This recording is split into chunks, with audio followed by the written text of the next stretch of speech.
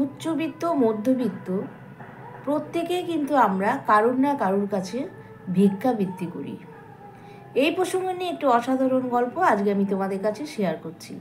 চ্যানেলে যারা নতুন আছো এবং নতুন যারা আমার গল্প শুনছো, গল্পটি শোনার পরে একটি সাবস্ক্রাইব করতে ভুলবে না এবং লাইক দিয়ে আমার পাশে থেকো। সবাই নিশ্চয়ই ভালো আছো, আমিও ভীষণ ভালো আছি। বেশ কয়েকদিন পর হঠাৎ করে প্রমীলা দেবীর কানে একটা খুব চেনা গলা আসলো। সেই ডাকটা হচ্ছে জয় মা জয় মা। প্রমীলা দেবী ভাবলো যে এই ডাকটা ভীষণ চেনা চেনা লাগছে। এই বলে প্রমীলা দেবী দরজা খুলে দেখলো যে সেই ভদ্রলোক, মাথায় পাকা চুল, আট পরে ধুতি পরা আর একটি ফতুয়া পরা, আর কাঁধে একটি ঝোলা আর পায়ে হাওয়াই স্যান্ডেল। সেই মানুষটি অনেক দিন পর আবার প্রমীলা দেবীর দরজায় কলিং বেল বাজালো এবং জয় মা করে ডাকতে লাগলো। প্রমীলা দেবী সেই সাধু বাবাকে দেখে কিন্তু অবাক হয়ে গেল এবং জিজ্ঞেস করলো যে আপনি এতদিন কোথায় ছিলেন? আমরা তো ভাবছি না জানি আপনার শরীর টরীর খারাপ হলো নাকি। তখন সেই সাধু বাবাকে প্রমীলা দেবী বসতে দিল। বসার পরে কিছুক্ষণ গল্প টল্প করার পরে সাধু বাবা বলল যে আমার বেশ কয়েকদিন শরীরটা একটু খারাপই ছিল, ওই জন্যে আমি আসতে পারিনি, তাই এতদিন পরে এলাম আমি। এই করে প্রত্যেক শুক্রবার কিন্তু সেই সাধু বাবা কী করে, প্রমীলা দেবীর কাছ থেকে কিছু সাহায্য নিয়ে যায়, অর্থাৎ ভিক্ষা চেয়ে নিয়ে যায়। প্রমীলা দেবী প্রতি শুক্রবার করে ওনাকে কিছু টাকা দেন এবং সাথে যদি চাল ডাল যাই থাকে, সবজি যা থাকে তাও একটু ঝোলাতে দিয়ে দেন। এইভাবে কিন্তু সেই সাধু বাবা কী করে, প্রতি শুক্রবার করে এসে এসে তার বাড়িতে যদি শুনতে না পায় তবেই কলিং বেল বাজায়, এরকম ভিক্ষা করে নিয়ে চলে যায়। তো এইভাবে বেশ সময় কাটছে, প্রতিদিন এসে এসে ভিক্ষা নিয়ে যাচ্ছে প্রতি শুক্রবার করে। মাঝখানে আবার বেশ অনেক দিন ধরে সেই সাধু বাবা কিন্তু প্রমীলা দেবীর বাড়িতে আর আসে না। তখন প্রমীলা দেবীর যে কর্তা তিনি বলে উঠলেন যে আচ্ছা, সেই সাধু বাবাকে তো অনেক দিন দেখছি না, মাঝে অনেক দিন এলো না, মাঝখানে আবার এলো, আবার আসছে না, সাধু বাবার হলোটা কি? এই কথা শুনে প্রমীলা দেবীও ভাবছে সত্যি তো অনেক দিন হলো তারা আসছে না, তিনি সত্যি কি এবার শরীর টরীর খারাপ হলো? এই ভেবে তারা কিন্তু সাধু বাবা সম্পর্কে অনেক চিন্তাগ্রস্ত হয়ে পড়ল। তারপরে একদিন কি হলো, প্রমীলা দেবীদের এক জায়গায় নিমন্ত্রণ ছিল।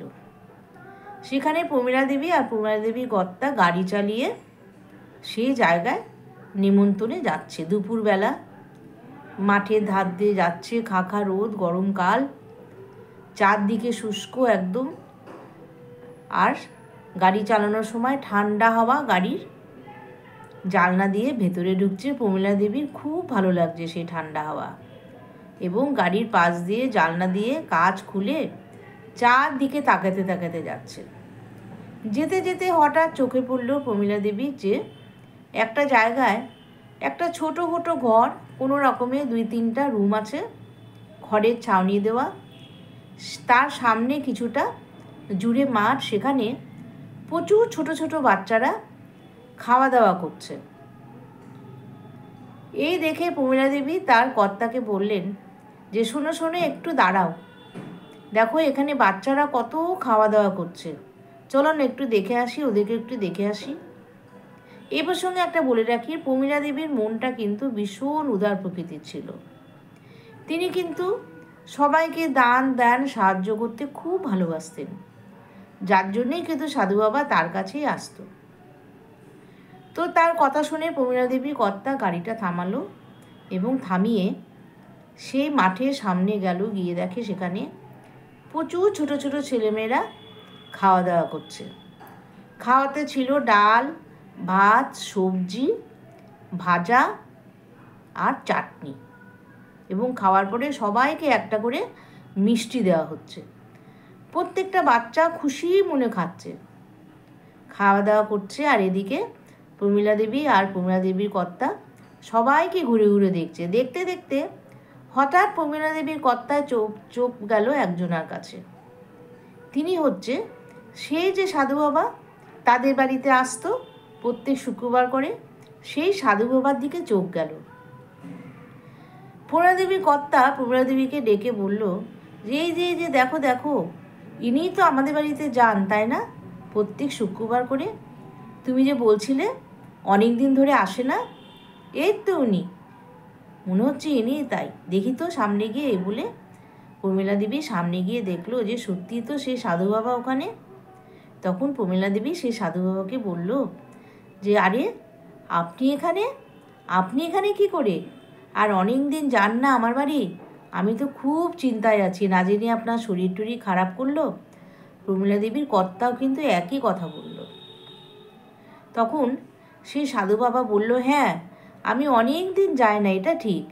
আসলে কি এখানে একটা আশ্রম আছে, এই আশ্রমে এই দিনটা আমি থাকি, এই কয়টা দিন থাকার জন্য এই আশ্রমে আমাকে অনেক দিন ধরে অনেক কিছু খরচাপাতি করে এই বাচ্চাগুলোকে খাওয়ার ব্যবস্থা করি।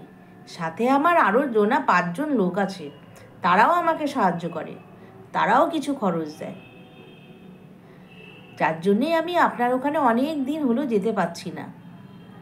এই অনুষ্ঠানটা করার জন্য আমাকে বেশ কয়েকদিন ধরে যোগাযান্তি করতে হচ্ছে, তো যার জন্য আমি আপনার কাছে যেতে পারছি না। তখন প্রমীলা দেবী বলল যে আচ্ছা, এখানে এই যে অনাথ সব বাচ্চারা আছে, কতজনা খাচ্ছে, এদের খাওয়া দাওয়া জোগাড় কীভাবে করেন? বললো কেন? ওই যে আমি আপনার কাছ থেকে কিছু ভিক্ষা চাই, এরকম আরও বাড়ি বাড়ি গিয়ে আমি অনেকের কাছে ভিক্ষা চাই। ভিক্ষা চেয়ে যা জোগাড় হয় সেগুলো আমি এই আশ্রমটায় নিয়ে আসি। আসলে আশ্রমের কিন্তু আমি কেউই নই। আমার এই বাচ্চা অনাথ শিশুদের দেখে ভীষণ মায়া লাগে। আসলে কি জানেন, আমি রিটায়ার করার পরে আমার ইচ্ছা হলো একটু কিছু কাজ করি, আমার সংসারটাকে একটু বাড়াই। এই কথা শুনে প্রমীলা দেবীর কর্তা একটু মুচকি হাসলেন। সেই মুচকি হাসিটা কিন্তু সেই সাধু বাবার চোখ এড়ালো না।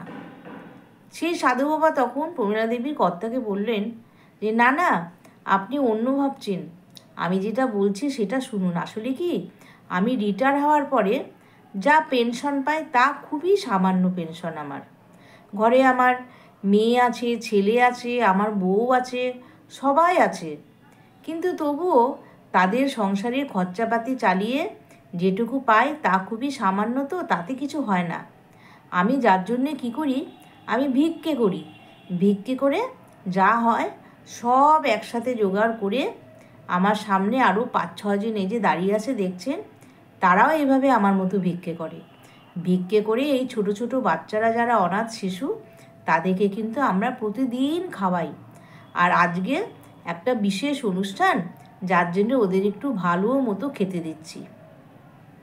এই কথা শুনে প্রমীলা দেবী এবং প্রমীলা দেবীর কর্তা কিন্তু কিছুটা অবাক হয়ে চুপচাপ হয়ে গেল। তখন সেই সাধু বাবা বলছেন যে আপনারা চুপচাপ হয়ে গেলেন কেন?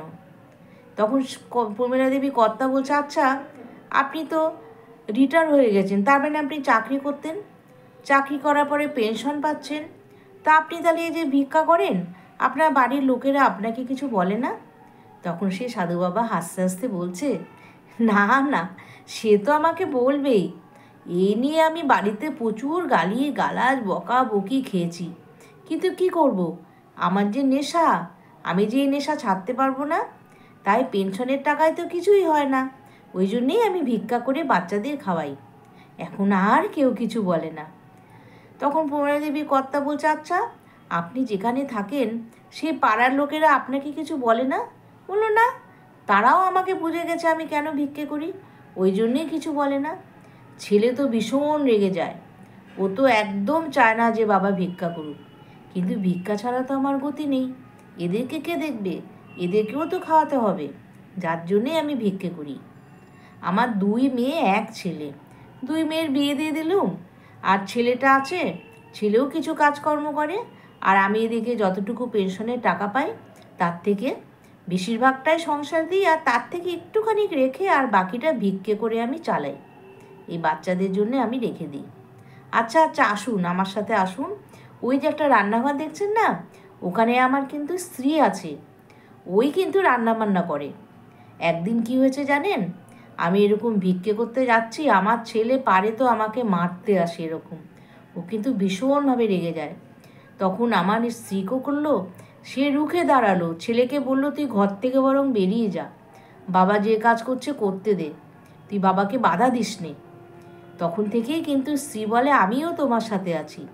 এই বলে আমার স্ত্রী ওই যে রান্নাঘর দেখছেন না, ওখানে রান্না করছে, আর এই বাচ্চাদের জন্যে নানান পদে রান্না করে তাদেরকে খেতে দেয়। আমরা দুজনে এই কাজই করি। এই বলে সেই সাধু বাবা ওখান থেকে চলে গেল। চলে গিয়ে তখন তার আশেপাশে যে 5 জন লোক ছিল, আরও 6 জন আশ্রমে, তারা বলল উনি এত ভালো মানুষ, উনি কি করেন, এরকম ভিক্ষে করে আনে, এনে রান্না বান্না তার বউ রান্না করে সমস্ত বাচ্চাদের, অনাথ শিশুদের তিনি খেতে দেন। আসলে উনি এই আশ্রমের কেউ নন, আমরাই সব। কিন্তু উনি কিন্তু এই আশ্রমে ঢুকে পড়েছেন এবং ঢুকে গিয়ে আসল কাজটাই তিনি করছেন। আজকে উনি যদি না থাকতো, হয়তো বাচ্চারা একবেলা না খেয়ে থাকতো। ওনার দয়াতেই আজকে এই যে ভিক্ষাবৃত্তি করে, তার দয়াতেই আজকে কিন্তু বাচ্চারা দুবেলা পেট ভরে খাচ্ছে। তখন কিছুক্ষণ পরে দেখে সেই সাধু বাবা 2টো টুল এনে বসতে দিচ্ছে। তখন প্রমীলা দেবীর কর্তা বলছে না না, আমরা বসবো না, আমাদের এক জায়গায় নিমন্ত্রণ আছে, তো যেতে গিয়ে এরকম দেখলাম বলে আমরা নেমে গেলাম, এবং আপনার সাথেও দেখা হয়ে গেল। কিন্তু সাধু বাবা তো কিছুতেই ছাড়বে না, বলল না না, আপনারা বসুন, আমার স্ত্রীর সাথে আপনাকে একটু পরিচয় করিয়ে দিই। তখন স্ত্রীকে ডাকলো, স্ত্রীও সামনে আসলো এবং হাত জড়ো করে দাঁড়িয়ে আছে। তখন প্রমীলা দেবীর কর্তা বলছে আচ্ছা, আপনার এরকম যে ভিক্ষাবৃত্তি করেন উনি, আপনি তাকে বাধা দেননি? বললো কেন বাধা দেব, উনি তো ভালো কাজ করছেন। আসলে কি, প্রত্যেকেই কিন্তু আমরা ভিক্ষা করি। এই যে দেখুন না, রাজনীতিবিদরা যেমন ভোটের আগে সবার বাড়ি বাড়ি গিয়ে ভিক্ষা চায়, আবার যখন ভোটে যেতে, তখন আসনে যখন বসে, তখন প্রত্যেক সাধারণ মানুষ আমরা কি করি, আমরা আমাদের নানান কাজের জন্য বা বাধ্য হয়ে তাদের কাছে কৃপা ভিক্ষা করি। আবার কখনো কত মানুষ কাজের জন্য কতজনার কাছে ভিক্ষা করে, কারুর কাজ হয় আবার কারুর কাজ হয় না, সবই তো নিজের জন্যেই করে। ওই জন্য আমরাও আমাদের নিজের জন্যে ভিক্ষা করি, যাতে এই বাচ্চাগুলো খেতে পারে। কিন্তু সেই প্রমীলা দেবীর কর্তা বললেন যে না তো, আপনি তো অন্যের জন্য করছেন, আপনি তো নিজের জন্যে কি করছেন?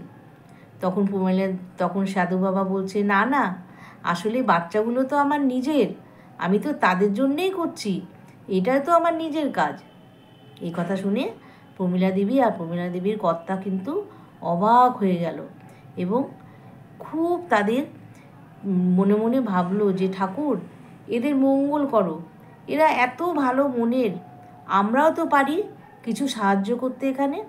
তখন তারা সাধু বাবাকে বলল যদি আপনারা কিছু মনে না করেন, তাহলে আমরাও কিন্তু এই আশ্রমের জন্যে প্রতি মাসে কিছু দিতে চাই।